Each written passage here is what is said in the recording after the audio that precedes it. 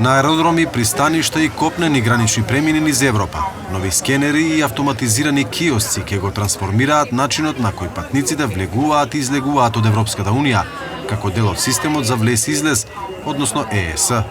Системот е дизајниран да го регистрира влезот и излезот на државјани кои не се од Европската Унија и патуваат во Шенген зоната за кратки престои до 90 дена во рамки на било кој период од 180 дена. Тој започна со фазна имплементација во октомври 2025 година и треба да стане целосно оперативен во сите земји членки од денеска.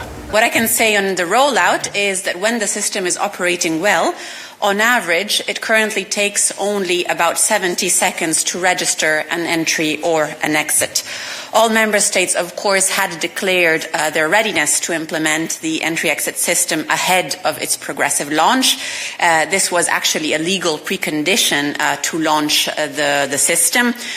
ЕЕС ќе се применува за патници од земји надвор од Европската Унија, вклучително и оние кои им е потребна виза и оние кои се ослободени од виза при влез во која било од 29 шенгенски земји, со исклучок на Ирска и Кипар, кои не се дел од системот.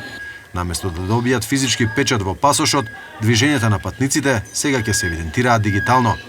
Travelers are slightly anxious. We know with the Mideast crisis and the concerns around rising prices of fuel, rising ticket prices, and airlines potentially cancelling their flights, that people are anxious, which is going to mean waiting at the airport is going to be even more frustrating. Simply plan on it. Plan on going a little bit earlier. Anticipate you're going to need to get your fingerprints taken and your scans done. The time that's taken now is going to be a good thing, because in the long term, this will accelerate and make more safe all of our ability to travel.